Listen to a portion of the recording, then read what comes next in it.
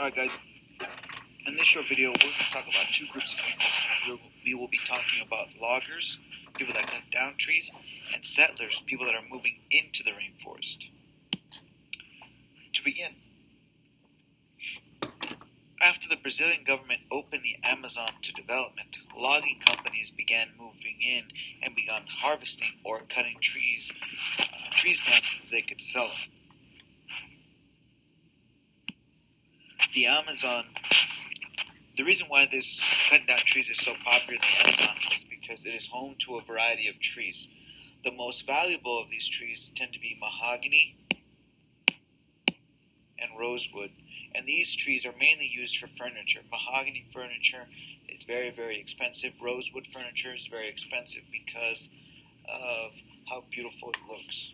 Now, the problem with logging companies, though, is that they don't cut down trees one by one. Instead, they use what is known as the clear-cut method, which cuts down entire patches of the rainforest. So instead of cutting only one tree that's mahogany or rosewood, they're going in and entirely leveling or clearing the trees from a region, kind of like the picture down below, which obviously contributes to deforestation. Now, what you have here is, unfortunately, because of this, there are approximately 150 acres that are cut down every minute of every day. 150 acres, guys, that's 150 football fields every minute. And if we add it all together, that's roughly about 78 million acres a year. I mean, that is a scary fact. Just to kind of look at this, if you look at the diagram on the left of the picture, the areas that are in red are areas that have already been cleared or have been cut away. As you can see, there's quite a bit of red. And then areas that are yellow, they were being torn down for deforestation up to 1997. And then everything that else is green is what's left of the rainforest. Now, this was used probably 10 years ago, so the numbers of the coloring of deforestation is probably darker, or there are more patches of red. So it's a very scary thing that's happening. Now, logging companies argue that they benefit the country of Brazil in many ways. They tend to say, whoa guys, we're not the bad guy here. In reality, we're actually helping Brazil out. One of their arguments happens to be that it's helping create jobs. Obviously, these trees don't cut themselves down. They need workers, so it creates jobs for people. And the second thing that they say is positive is that the wood that they sell to other countries and to people is helping pay off Brazil's debts with the money coming from selling these trees. Now, other organizations argue that logging actually does the opposite. It actually hurts a number of things. One of those things that they argue against is that it causes deforestation, cutting down trees, which then leads to a number of other effects. Loss of animal habitats, animals then become endangered. We are losing trees that replenish a lot of our oxygen, and the list goes on and on. So this would be kind of your cons list.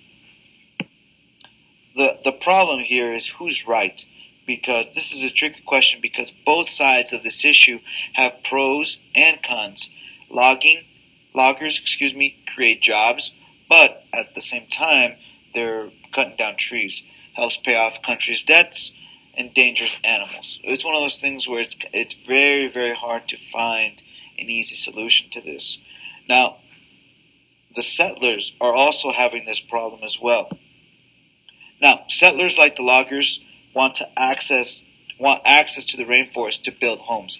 A settler is someone that's moving from one place to another and they're building their houses or homes there. Now, Brazil is a very large country with a large population, as we have mentioned before. However, most people live in poverty, especially those that live in the countryside. So Brazil, although it's an improving country, many of its citizens are still considered poor. And because of this, they don't have the opportunities to own rich farmland.